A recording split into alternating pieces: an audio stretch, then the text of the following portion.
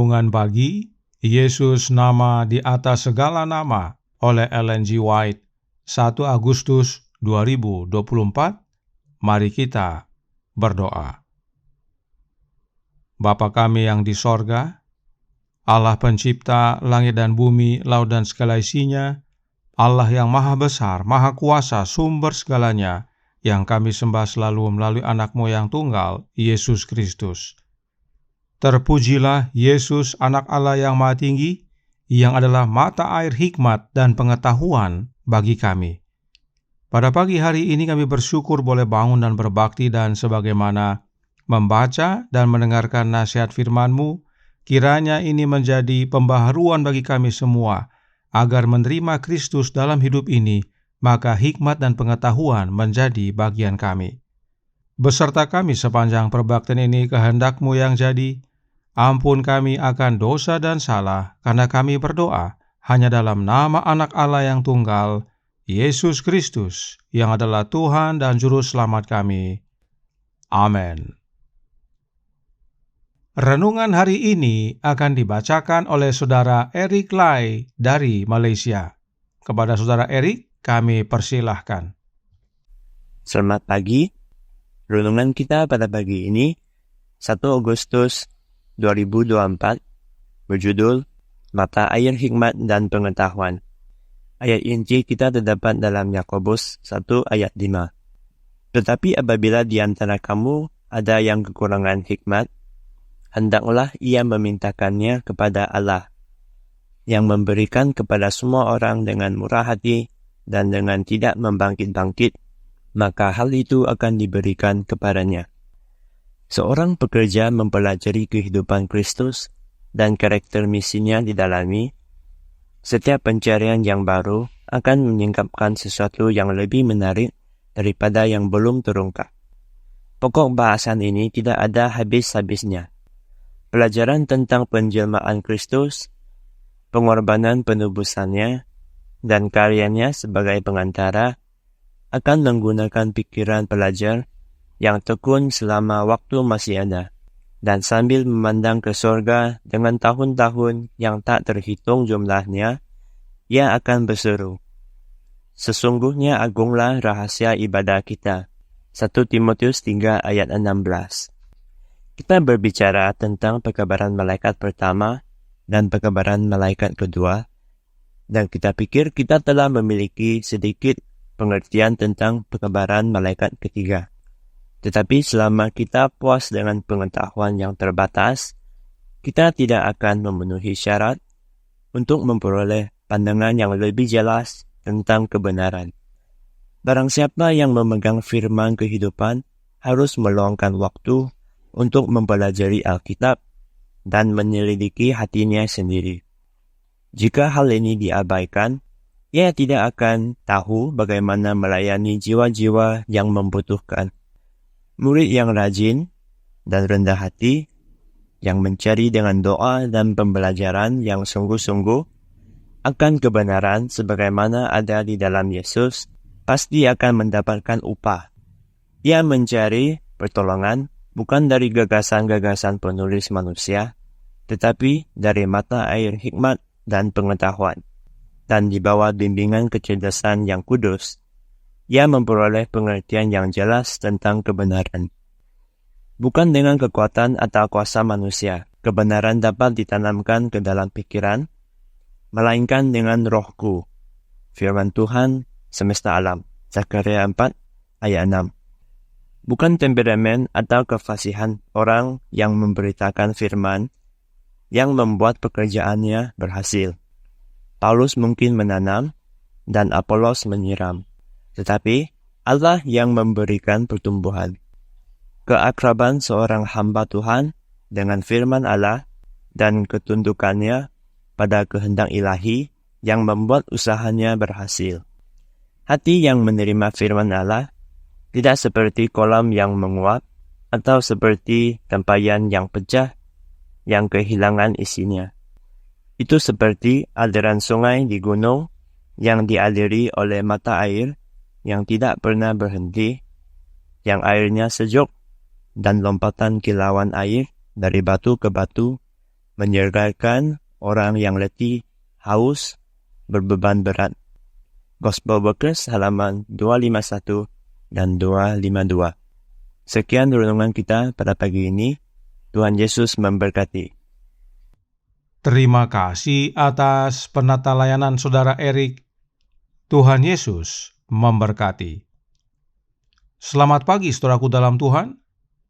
Dalam renungan hari ini, Roh Nubuat mengutip Zakaria 4 ayat 6 yang berkata, "Maka berbicaralah ia, katanya, inilah firman Tuhan kepada Zerubabel bunyinya, bukan dengan keperkasaan dan bukan dengan kekuatan, melainkan dengan Rohku, firman Tuhan semesta alam." Dalam ayat ini dengan jelas dinyatakan bahwa Tuhan dalam huruf besar yang berfirman, dan Dia berkata, bukan dengan keperkasaan dan bukan dengan kekuatan, melainkan dengan Rohku, firman Tuhan semesta alam. Jangan lupa pekabaran renungan pagi tanggal 30 Juli 2024 yang lalu bahwa sejak zaman Adam, suara Kristuslah yang telah berbicara melalui para bapa dan para nabi. Karenanya Yesuslah yang berbicara dalam ayat ini. Allah Bapa berfirman melalui anaknya. Nah, tentang ayat ini Roh Nubuat berkata dalam Christ Object Lessons halaman 66 paragraf 1. Pekerjaan itu harus dilakukan bukan dengan keperkasaan dan bukan dengan kekuatan, melainkan dengan Rohku, firman Tuhan semesta alam. Zakaria 4 ayat 6. Jika kita menjaga pikiran kita tetap tertuju kepada Kristus, Dia akan datang kepada kita seperti hujan awal dan hujan akhir yang menyirami bumi. Perhatikan, Tuhan dalam huruf besar berkata, bukan dengan keperkasaan, bukan dengan kekuatan, tetapi dengan Rohku. Siapakah ku yang dimaksudkan? Ku yang dimaksudkan adalah Tuhan dalam huruf besar, yang adalah Allah Bapa. Jadi, bukan dengan keperkasaan dan bukan dengan kekuatan, pekerjaan itu diselesaikan, namun dengan Rohnya Bapa. Sekarang, bagaimana caranya menerima Rohnya Bapa dalam hidup kita? Melalui anaknya tentunya. Itu sebabnya dikatakan, jika kita menjaga pikiran kita tetap tertuju kepada Kristus, Dia akan datang kepada kita seperti hujan, yaitu seperti hujan awal dan hujan akhir. Yang datang kepada kita adalah Yesus, dan Yesus datang kepada kita seperti hujan, hujan awal dan hujan akhir. Itu sebabnya tentang Hosea 6 ayat 3, Roh Nubuat menjelaskan dalam Kemenangan Akhir halaman 643 paragraf 1. Pekerjaan itu akan mirip dengan pekerjaan pada hari Pentakosta. Sebagaimana hujan awal telah diberikan dengan kecurahan Roh Kudus pada pembukaan pekabaran Injil yang menyebabkan benih berharga itu bertumbuh, demikian juga hujan akhir akan diberikan pada penutupannya untuk mematangkan tuaian. Marilah kita mengenal dan berusaha sungguh-sungguh mengenal Tuhan. Ia pasti muncul seperti fajar. Ia akan datang kepada kita seperti hujan pada akhir musim yang mengairi bumi. Hosea 6 ayat 3. Inilah pentingnya kita memahami dengan benar kebenaran tentang Allah Bapa dan anaknya, serta hubungannya dengan hujan awal dan hujan akhir. Bahwa Yesuslah yang turun kepada kita seperti hujan, yang disebut hujan awal dan hujan akhir. Jadi, Roh yang turun pada hujan awal serta Roh yang turun pada hujan akhir adalah sama, yaitu Rohnya Yesus yang disebut Roh Kristus.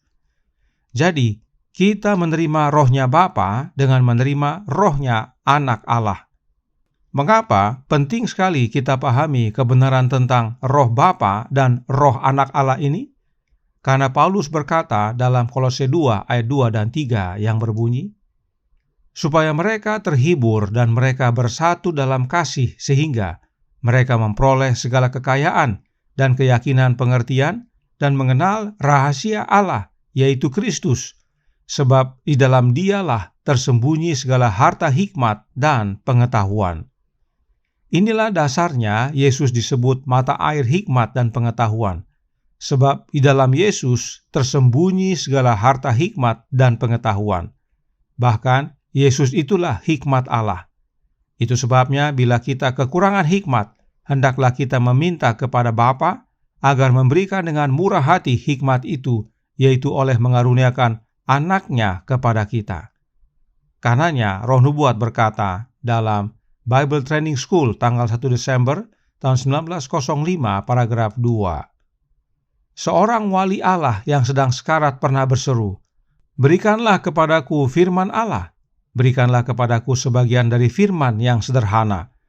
Membaca firman yang sederhana mendatangkan hikmat dari Allah itu sendiri. Roh Kristus dilingkupi dalam firman. Membaca Alkitab mendatangkan hikmat Allah kepada kita, sebab memang Yesuslah hikmat Allah dan Yesuslah Sang Firman. Dan bahkan Roh Kristuslah yang membungkus atau melingkupi firman Allah. Karenanya, agar kita memiliki mata air hikmat dan pengetahuan, kita harus menerima Rohnya Yesus yang adalah hidupnya di dalam kita. Inilah dasarnya Allah Bapa berkata, "Bukan dengan keperkasaan dan bukan dengan kekuatan, tetapi dengan Rohku," yaitu Rohnya Bapa yang kita terima oleh menerima Roh Anaknya. Dan bila kita menerima firman Allah yang adalah mata air hikmat dan pengetahuan, renungan hari ini berkata dalam Jesus Name Above All Names, halaman 227 paragraf 5. Hati yang menerima firman Allah tidak seperti kolam yang menguap atau seperti tempayan yang pecah yang kehilangan isinya. Itu seperti aliran sungai di gunung yang dialiri oleh mata air yang tidak pernah berhenti, yang airnya sejuk dan lompatan kilau air dari batu ke batu menyegarkan orang yang letih, haus, berbeban berat.